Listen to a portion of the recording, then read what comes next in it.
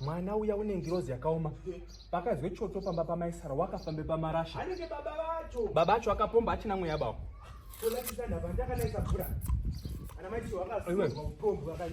Ndakakaunzira raisi ndikati mwanangu raisi akaryi chiro chemunhu kanoti kofa. Ndakazvitaura inini. Tanyadzi. Mazvadzisa mega zvambodini. Pai mashinge zvakatenga izvo. Tanyadziswa. Ndeyaweka ngepa internet. Ndeyabwe. Tesemoni vatorimwa. Ehowe. Tanyadziswa. Pastatus pakata. Sikaturumu here. Ndeyavo imbai. Katurumu. Chakanaka aska. Pane pasha overtake nedining handi mvura ichanaya. Ndinadzo dzangu mota dzipane pasha overtake ngedining ngepapi. Saitwa namwe tenda yaka. Lazima farm break futa. Ndo wakatenga wakaforomesa kwamaichiga uko. Aya ngekuti mvura ikanaya imba inokoroda yobva yadonha. Azvina pazvinosvika basi. Pamushayi kutaura zvi. Munhu ngaatanga atenge mota ngoti mvura ikanaya overtake nedining. Bata. Asi vanayo kaimba. Zvienzani nesu tukuroja. Maichiwa. Wazviona here zvataitwa iwe? Tanyadziswa.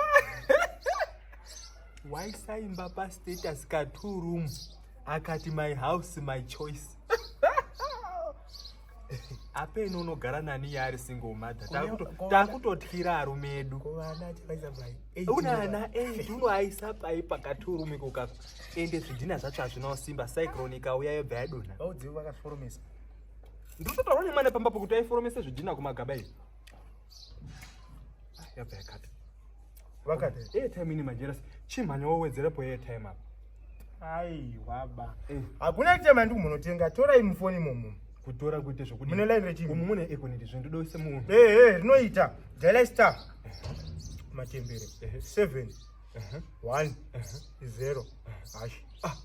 Inototi unojusa inonzi juice up iyo iyi. Ndekuti kana une line rebhadha ndizi sepa papa andisi. Munokwanisa kujusa net 1 netelesiyo. Zvinokomana. Iyazve. Plus izvi kuti akwanda kutoita izvi zvakatongodaro. Vane discount yavanokupa ye5%. Amusadaruka. Airtime yedhora munotenga ne95 cents. Unozode. Ka1 pandozosvika kumakuwani nga expire zve. Taura ifona yemavu. Aluta continue.